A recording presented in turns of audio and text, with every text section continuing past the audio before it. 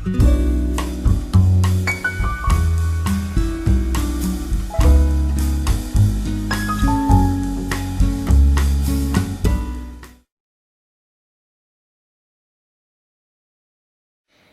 folks, as tradition gives, the vinyl CD update for July are being made on the balcony in a way to celebrate summer. When it comes to this summer, 2019, overall it has been a little bit so-so.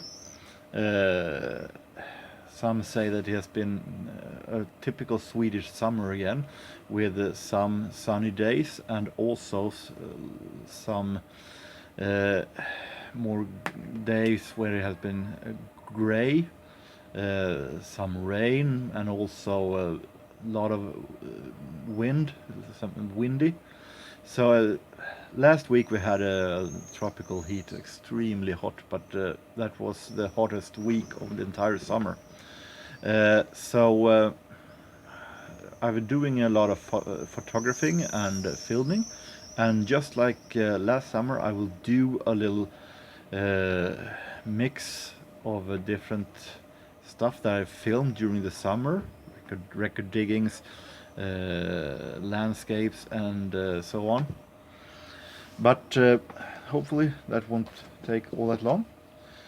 But when it comes to records, it have been easy to say that it would have been a really great summer, judging from the month of records that I got for free, as you might remember a couple of weeks ago that I did a special vinyl CD update for.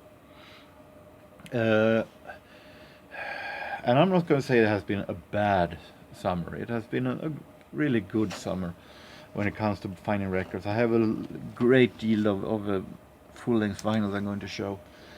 However, I think that it was the first 2 weeks of July that was really, really great, and then it was slowly downhill.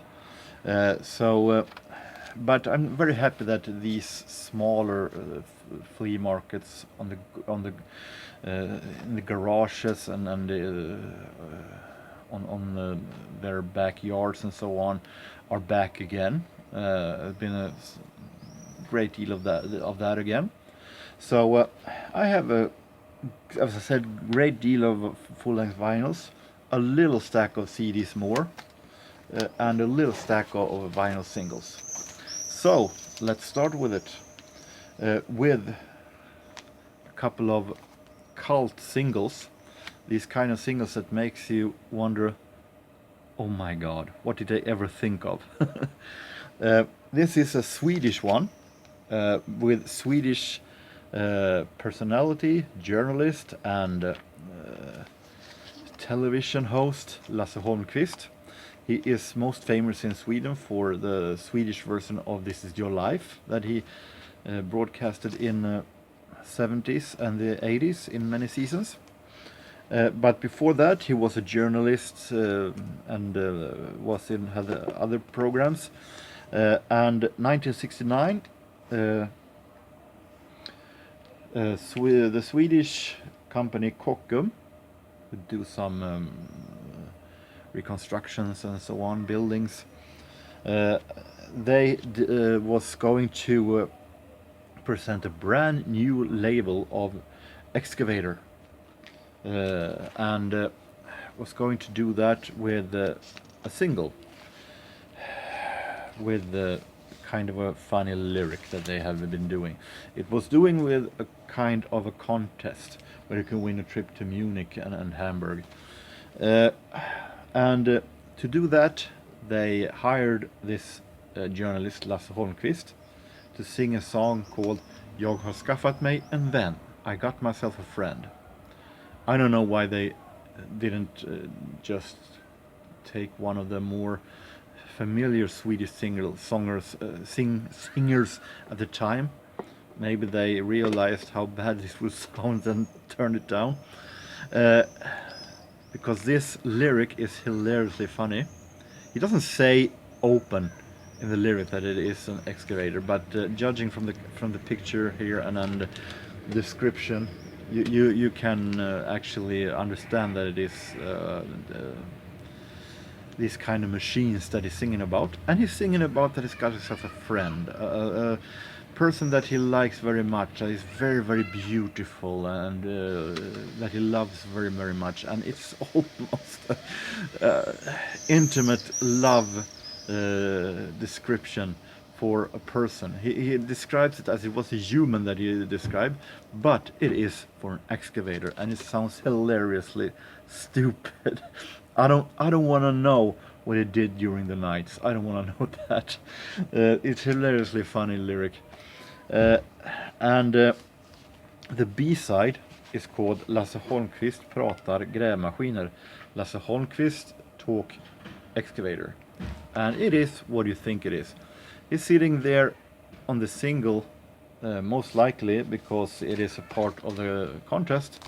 He sits there and talks about excavators, history, different label that he think is the best, and so on, and other totally uninteresting stuff that I couldn't care less about. I'm not even sure by the way he talks about it that these who works at Kockums couldn't care about it, but I guess they had to listen to it to win this trip to Munich and Hamburg. So it's extremely fun to have. This one, also a hilariously funny one, is more international. Earlier I bought Disco Duck by Ricky Dees and his cast of idiots. The follow-up was called This Gorilla, and it's also one of these that makes me wonder, is it time to do drug tests when you get into a record studio? Maybe not, because it might be that way these funny stuff that I love so much gets out. Yeah, I'm not going to say that it's just as hilariously funny as Disco Duck, but it's still a real stupid single, but it's really hilariously funny. And while we're at the funny parts, this is also a well-known cult classic that has a little special lyrics, but it is a famous one, and I actually like the beat and sound and the production very very much, even though the lyrics are a little bit weird. I endure in the blockheads, hit me with your rhythm stick, hit me. Very glad to have this one as a single. With some stiff records. Going over to more serious stuff. This is Adamant and his return in 1989. Room at the Top. This single didn't become all that big, but I remember it was played every now and then in Swedish radio, so it's really fun to have. B-side called Bruce Lee. Quincy Jones, and look at the quality of these singles, real great quality, and featuring Ray Charles and Chaka Khan and I'll Be Good to You. And this is from the Back on the Block album from 1989, also released of course on Q West. Instrumental version of the B-side. Fleetwood Mac, pretty late Fleetwood Mac, from the Behind the Mask album 1990. Sky's the Limit. But I like Fleetwood Mac, and the Behind the Mask album is pretty much underrated, so I think it's interesting to have. Lizard People is the B-side. And we have some smooth soul.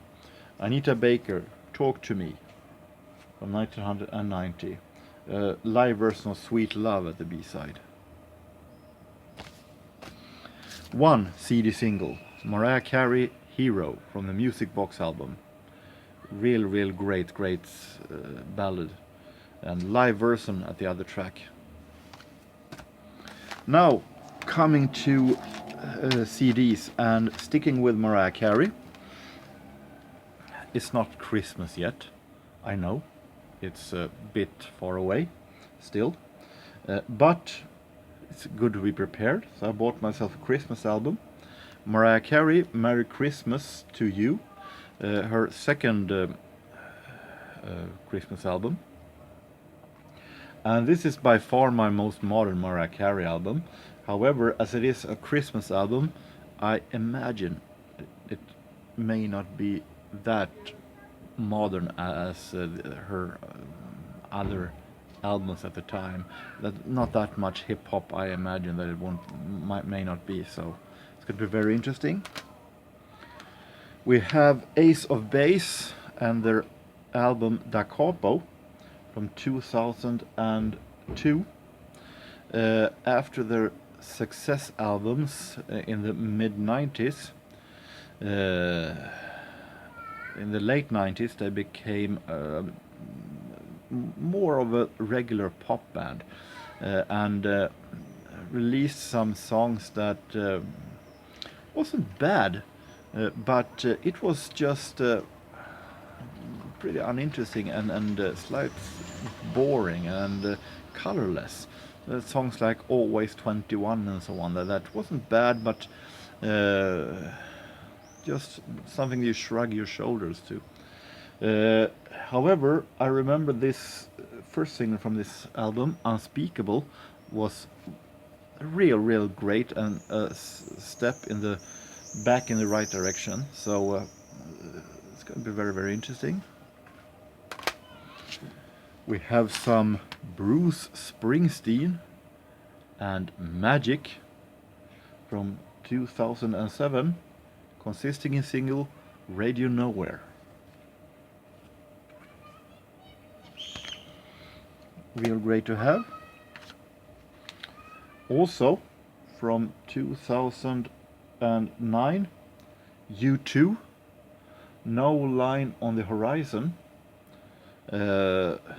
By this time I had stopped 10 years ago to listen that much to Swedish radio, so I hadn't heard any singles from this one, so it's going to be very interesting.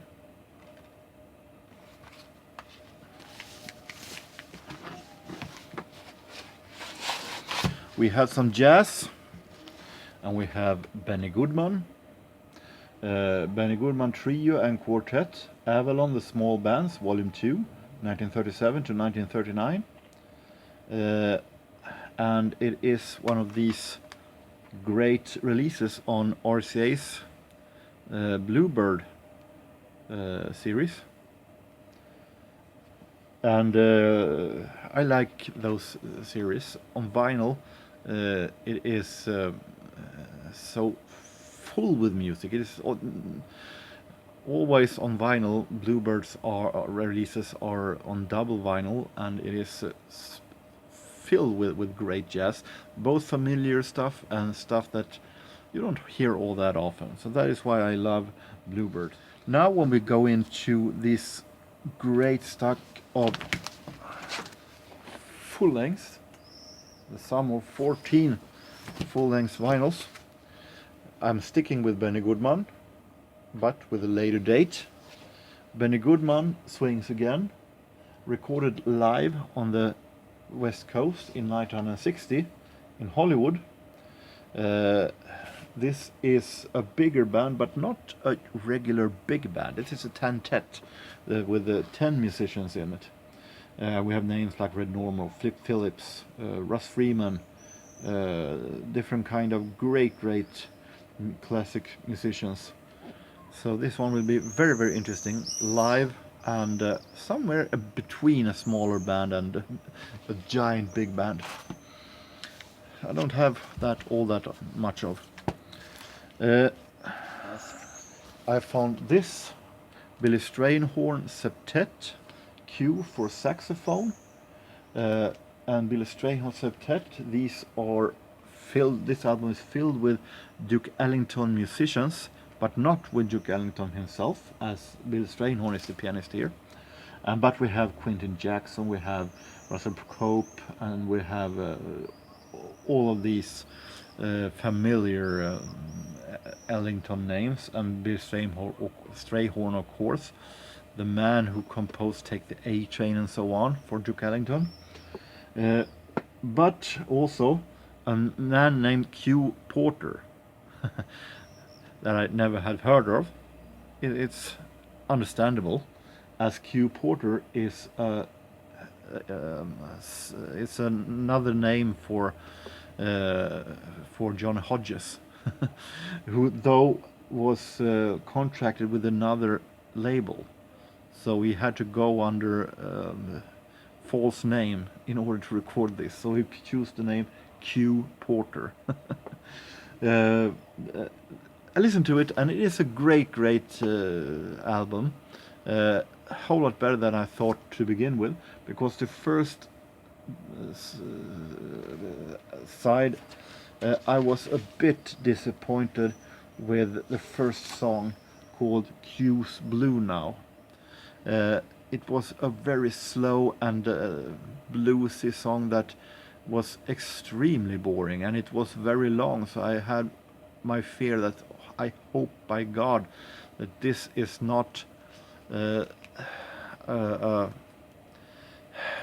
finding that I will regret. But after that it becomes better and better, and side B is real great.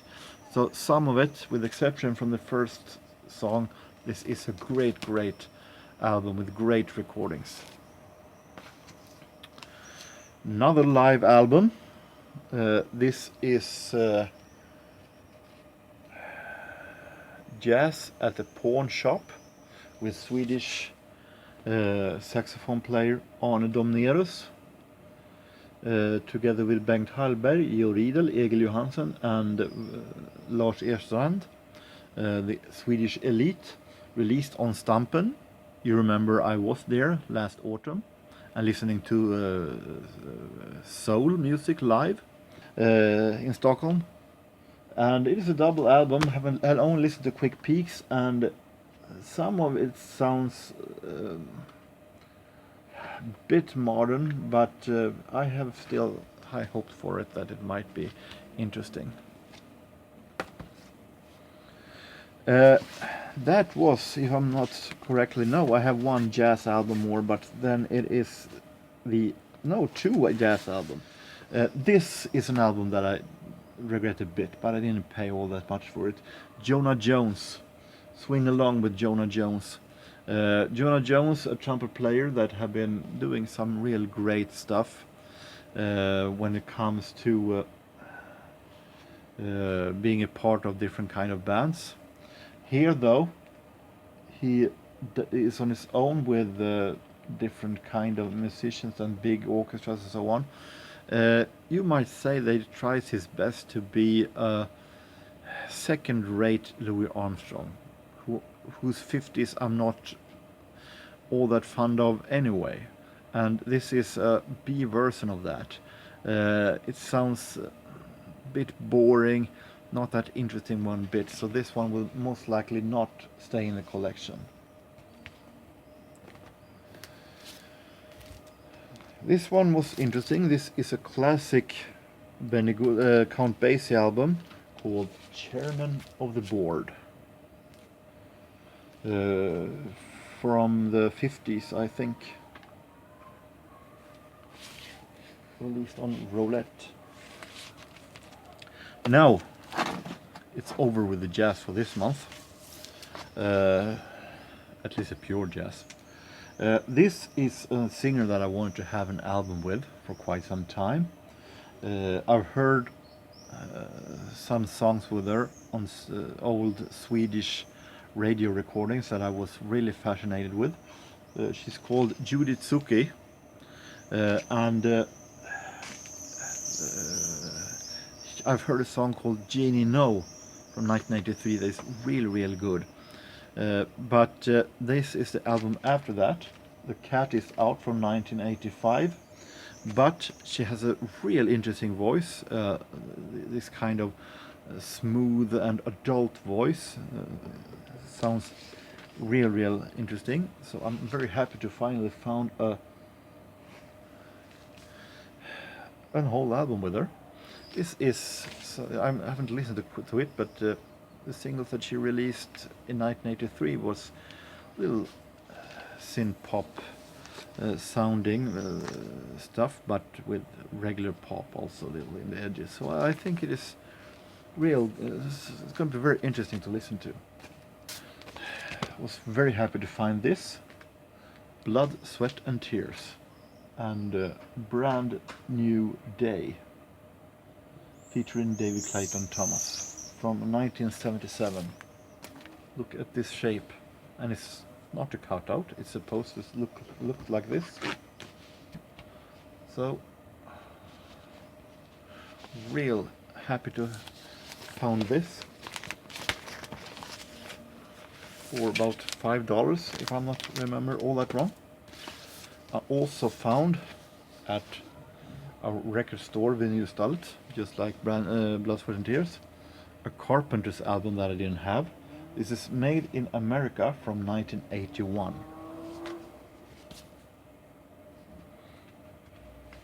Might think that I have complete with Carpenter soon, but I am. There are more to find. 80s band Animotion had a great string of hits during the 80s. Obsession, you might remember. I Engineer. And this is the album from 1989 consisting Room to Move from My Stepmother's an Alien movie. A reformed Animotion with Mrs. Richard Marx. Richard Marx's wife. And Richard Marx has also been part producing some of these songs. I also managed to find the Motors and their album Tenement Steps. And this album is from 1980.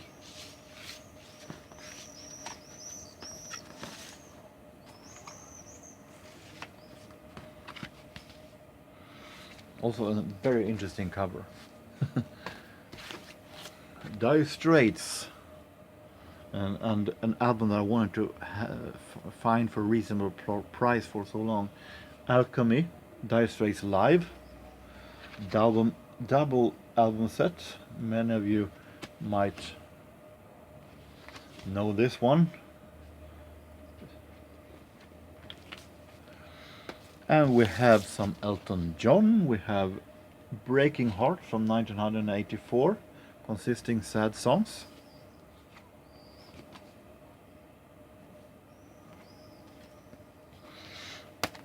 And we have some Isley Brothers, Go for the Guns from 1977. The 70s Soul finding of the month. Also something that I've been able to find very little with now for a while. Great 70s Soul. I want more. But it's going to be very interesting. I listened to quick peeks of it and it sounds real funky, very, very interesting. So this one is going to be very, very interesting. And finally, some 80s pop. It's great to find some 80s pop again. We have Hazel Dean, a British disco singer, who was among the first artists that the production gigantic Stock Aitken Waterman had in their stable. And this might also be one of the first albums, if not maybe the first, that Stock Aitken Waterman had produced. So, this was July 2019. But the summer isn't over yet. It's going to be very interesting to see what August has to bring. So until next time, I hope that every one of you have a real nice time, no matter where you are, no matter what you do. Take care and so long.